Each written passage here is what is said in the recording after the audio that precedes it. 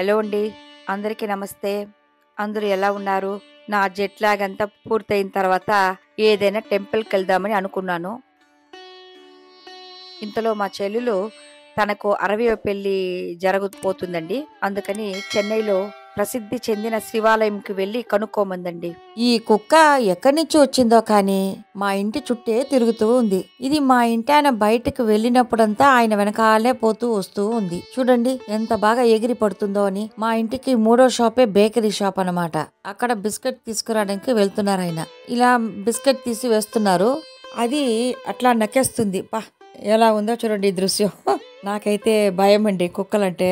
ఈ కుక్క ఎక్కడి నుంచో వస్తుంది. చూడటానికి చాలా తమాషాగా ఉంది కదూ. మేము బయలుదేరేటప్పుడు ఇలాంటి సంఘటన అన్నమాట. ఇంకా బిస్కెట్ వేసేసి మేము గుడికి బయలుదేరాము. ఈ రోజు నేను వెళ్ళబోయే గుడి 2000 సంవత్సరం నాటిదండి. ఇది 3వ రాజరాజ చోళన్ కట్టిన గుడి అన్నమాట. ఇది చాలా చాలా పాత గుడి, చాలా ప్రసిద్ధి చెందింది. ఇది గురుస్థలం కూడా అంటారు. ఈ గుడిలో కొలువైన ఈశ్వరుడి పేరు వల్లీశ్వరన్, అమ్మ పేరు జగదాంబికై. నాకైతే పోయిన సంవత్సరమే 60వ పెళ్లి అయిందండి. మేము తిరుక్కడియూరులో చేసుకున్నాము. మా చెల్లెలు చెన్నైలోనే చేసుకోవాలనుకుంటుంది.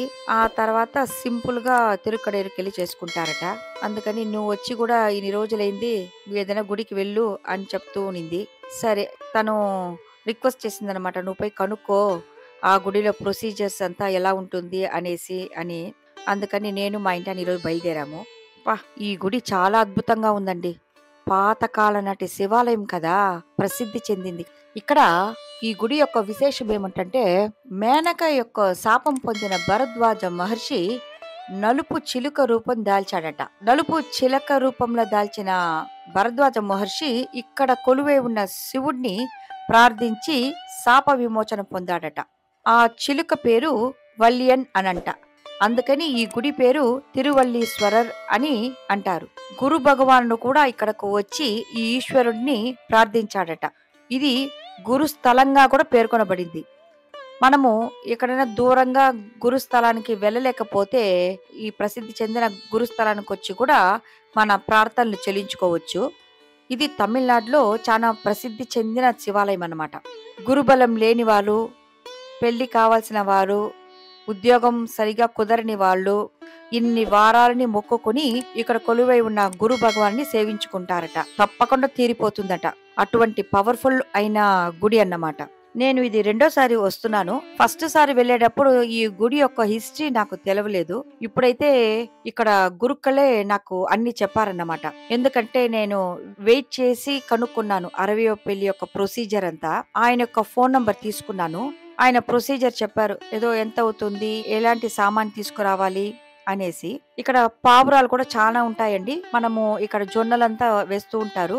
ఇక్కడ శివుడి యొక్క భక్తులైన నాయన్మార్గంలో ముఖ్యమైన నలుగురు ఇక్కడకు వచ్చి పాటలు పాడారట. ఇది తమిళంలో పాడలు పెట్ట స్థలం అని అంటారు. మురుగ భక్తుడైన అరుణగిరినాథర్ కూడా వచ్చి ఇక్కడ పాటలు పాడారట. ఇక్కడ కొలువై ఉన్న సుబ్రహ్మణ్యేశ్వర స్వామి చాలా విశిష్టత అయినది. ఇక్కడ ఇప్పుడు బ్రహ్మోత్సవాలు జరగనున్నది. ఇది చిత్రమాసం అన్నమాట. తమిళంలో చిత్రమాసం అంటారు. ఏప్రిల్ మే అన్నమాట. ఆ సందర్భంగా ఇక్కడ చాలా గ్రాండ్ గా బ్రహ్మోత్సవాలు చేస్తారట.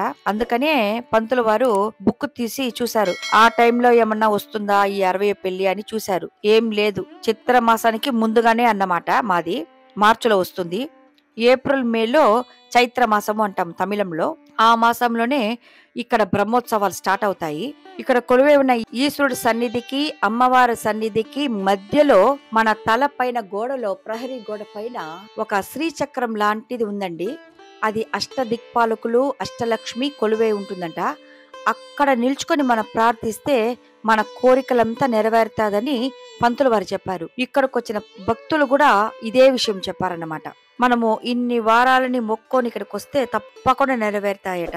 ఇంకా పంతులతో మాట్లాడిన తర్వాత ఈ గుడిలో రాసి ఉన్నారనమాట. నాల్వర్ అంటేను కదా శివుడి యొక్క భక్తులు నాయన్మార్గల్, వాళ్ళు రాసిన పాటలంతా ఇక్కడ బోర్డులో రాసి ఉన్నారు.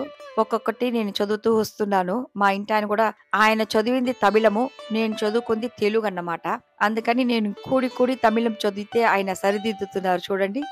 మామణియే మనపాడియుల్ మాణిక్కమే అన్నే ఉన్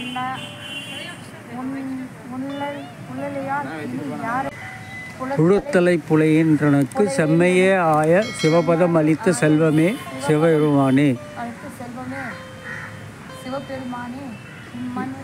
இம்மையை உன்னை சிக்கன பிடித்தேன் எங்கெழுந்தருளு அதனியே.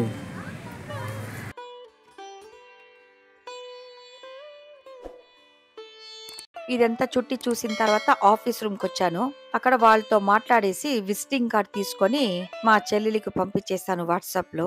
ఇంకా తను మాట్లాడుకుంటుంది. తను ఇప్పుడు కొంచెం ఒళ్ళు బాగలేదు, వైరల్ ఫీవర్ అట. అందుకని తను రాలేకపోయింది. నేను చెన్నైకి వచ్చి ఫస్ట్ టైం ఇది గుడి విజిట్ చేస్తున్నాను అన్నమాట. చాలా తృప్తిగా అనిపించింది ఈ రోజు ఈవినింగ్.